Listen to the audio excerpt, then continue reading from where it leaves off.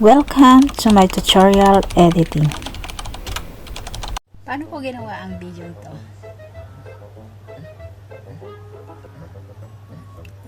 Tara sa CapCut. Ipapakita ko kung paano ko ginawa.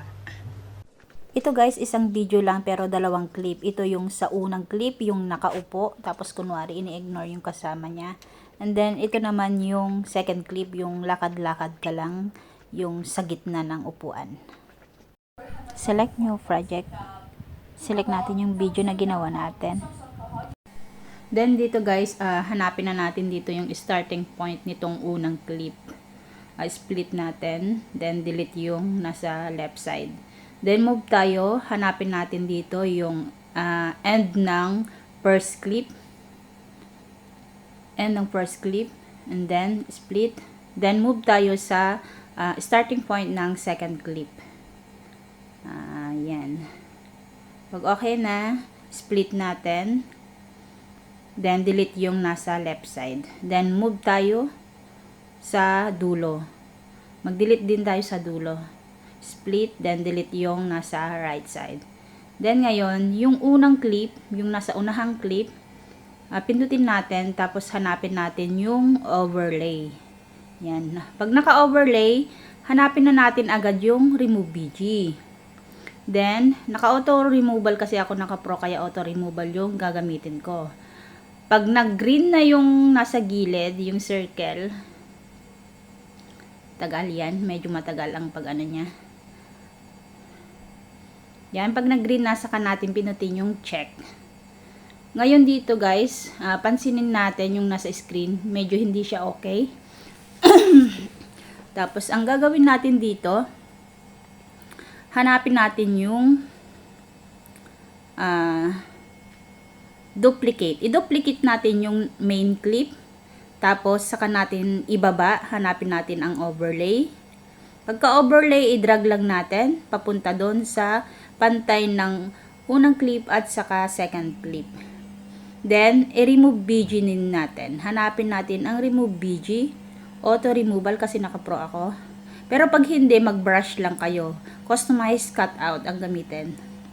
Dito guys, pansinin ulit natin yung nasa screen. So, medyo okay yung iba. I-move lang natin.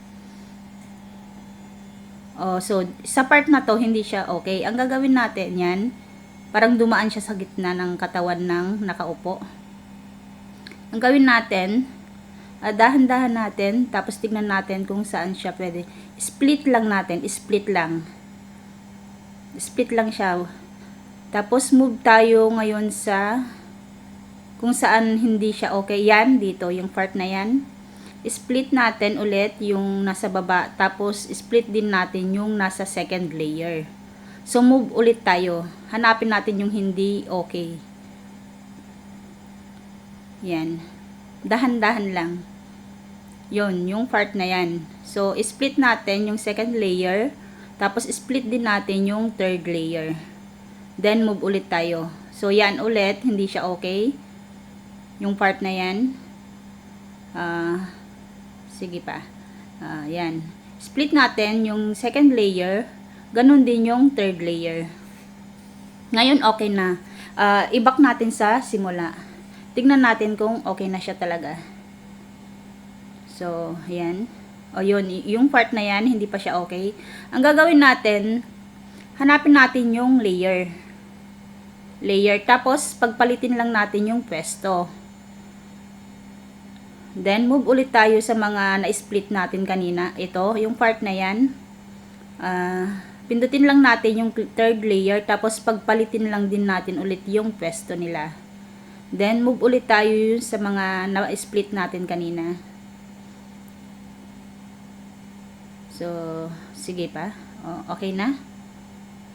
So, yan. May sobra siya. Kaya gagawin natin, i-drag lang natin ng konti para magpantay sa second layer. Then, check natin kung okay na. So, yan. Okay na siya. Then, export na natin. And that's it. Thank you for watching. Bye-bye!